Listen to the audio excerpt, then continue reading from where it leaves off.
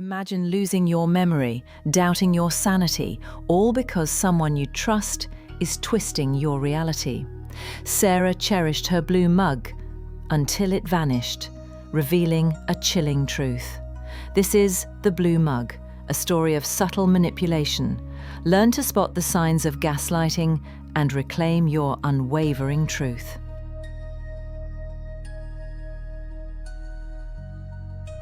Sarah cherished her blue mug. Each morning, its comforting warmth was the perfect start to her day. But today, the mug was missing, and a knot of unease began to tighten in her stomach. "Where's my blue mug?" Sarah asked, her voice a little tight. Tom looked up from his magazine, his expression calm and unfazed. "You put it in the dishwasher last night," he said, a hint of a smile playing on his lips. Sarah frowned, doubting herself. She thought she remembered leaving it on the counter. Uncertain, "Are you sure?" "I thought I left it here," she said, her voice wavering slightly. "You've been a bit forgetful lately," Tom replied, his tone gentle and concerned. "Maybe you were just distracted." Sarah felt a pang of guilt, a nagging fear that he might be right. Days turned into weeks, and small incidents accumulated. Tom would subtly correct her, deny conversations, and insist she had misremembered things. Sarah began to doubt herself, questioning her memory and sanity. The confident woman she once was felt like a distant memory. One morning, anxiety gnawed at her as she waited for an important job offer. Tom offered to check her email while she showered, and she reluctantly agreed. She stepped out of the shower, her heart pounding. "Nothing yet," Tom said casually, his eyes fixed on something unseen. Hours later, she opened her laptop and saw the email, a job offer that was about to expire. Panic seized her.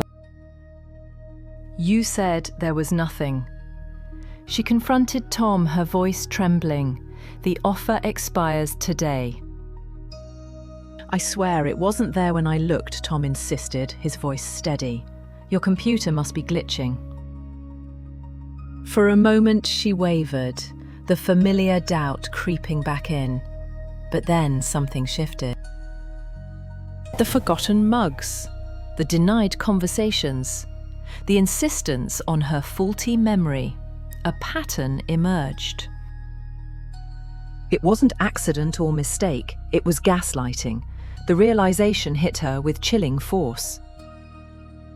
"No," she said, her voice quiet but firm. The word hung in the air, a declaration of truth. The fog in her mind began to lift, replaced by a cold, clear certainty. She wasn't losing her mind. She was being manipulated. She looked at Tom with new eyes, seeing past the charm to the control beneath. Trust had been broken, the path ahead uncertain, but she knew she could trust her own mind again. That was her strength, her foundation, the unwavering belief in her own thoughts and perceptions. That night, she sat alone, her blue mug in her hands, finding comfort in its familiar warmth.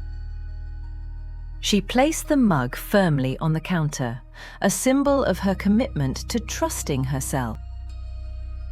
She would rewrite her story, starting with trusting the thoughts that were truly hers. She closed her eyes, took a deep breath, and felt the strength of her own mind returning.